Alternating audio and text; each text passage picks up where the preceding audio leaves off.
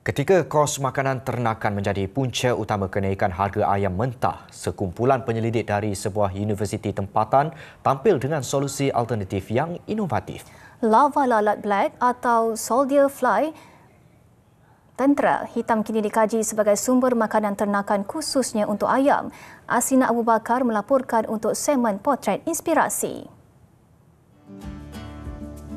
Penyelidik di Institut Pertanian Tropika dan Sekuriti Makanan ITAFOS UPM berkata hampas soya, kelapa, sisa sayur dan kek antara bahan digunakan dalam proses kajian bagi mengetahui sejauh mana kesannya terhadap kandungan nutrien dan pertumbuhan larva. Black soldier fly larvae ini ada satu kemampuan untuk menukarkan sisa organik untuk menjadi satu bahan potensi makanan, iaitu larvae yang tinggi kandungan nutrisi, terutamanya protein dan lemak. Dan kandungan protein dalam BSFL adalah sekitar 33 hingga 40% dan juga lemak sekitar 30 ke 33%. Jadi inilah sumber-sumber nutrisi yang sangat bagus untuk dijadikan dan dimasukkan dalam formulasi makanan ternakan. Bagi menghasilkan sumber protein alternatif ini, ia mengambil masa selama 25 hingga 30 hari, bermula dengan persenyawaan, penetasan telur dan pembesaran larva. Seterusnya, larva diasingkan untuk diproses menjadi makanan ayam.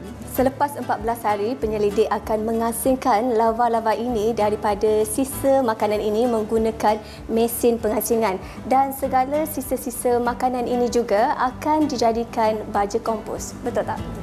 Kaedah ini bukan hanya menjimatkan kos tetapi turut memberi manfaat jangka panjang kepada industri ternakan kerana membantu mengurangkan pembaziran dengan menggunakan bahan-bahan terbuang seperti sisa makanan.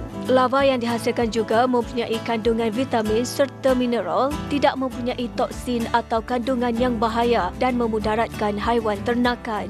Salah satu perkara yang penting dalam pembiakan larvae untuk lalat askar hitam ini adalah makanan untuk larvae itu sendiri. Jadi pada tiap hari kami akan melakukan pemerhatian pada pemakanan yang kami beri pada larvae tersebut. Antara faktor-faktor yang kami kawal pada tiap hari adalah kelembapan makanan tersebut dan juga suhu. Penyelidikan yang saya buat, saya beri BSFL ni kepada ayam kampung, campur dengan formulasi makanan dia. Dan apa yang saya dapat, pertumbuhan ayam kampung tersebut meningkat dan kesihatan ayam kampung itu pun meningkat. Ketika ini, kos menjadikan lalat tentera hitam sebagai sumber protein masih tinggi. Justeru pelbagai pihak termasuk agensi berkaitan di bawah kerajaan diharap bersama-sama menggeblik tenaga membangunkan kaedah ini.